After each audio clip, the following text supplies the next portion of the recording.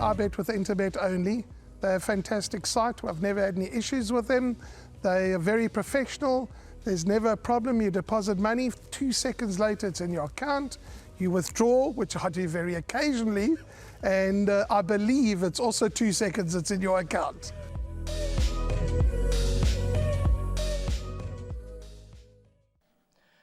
Next up will be race number 3, which will be run over 1,600 meters. The off time is 13:55. So 13:55, race number 3, which will be the opening leg of the pick 6. At this point in time of recording, there's 9 runners who are carded to go to post.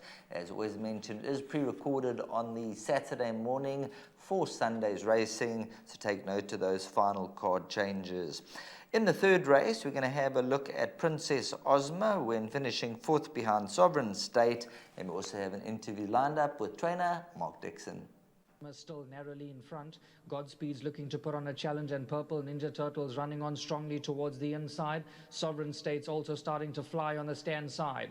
Purple Ninja Turtle still in front. Sovereign States coming late on the outside. Purple Ninja Turtle continues to roll. Sovereign States trying really hard on the outside. Purple Ninja Turtle, Sovereign States coming late. Sovereign States probably going to get up from Purple Ninja Turtle. Very close. Then came Princess Ozma. Hot Strike battling to win a second race. She needs everything in her favour, but this is a nice race for her. She's better on the grass. I think if things go away, it's not the greatest of races, so I think she's got a good each-way chance on Sunday.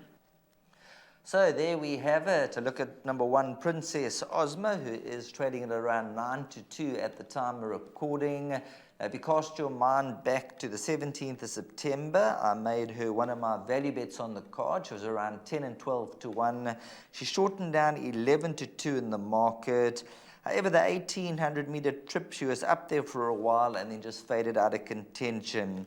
If you look at her book of excuses on the right-hand side, her last few runs, had to ease 200, carried out 200, hanging in 400, not striding out, cut into, hung, respiratory noises. So there's so many excuses for number 1, Princess Ozma. So she comes with a book of excuses, and that's the reason she's probably still a one-time winner, because she's had her 16 runs to date. She was a 93 earlier on, which was far too high for her. She's now dropped down to a 66 from a 1-draw. 1,600 meters is ideal. Now, if you look at her penultimate run to Sovereign State, the average rating was an 84. We all saw Sovereign State, what he's capable of. He's come and won 3 in a row. So Princess Ozma back to the mile, the 1-draw. It's a time of now or never, from a 93 down to a 66. If those last few runs just don't come too soon for Princess Ozma, I think they're still trying to work her out, as am I.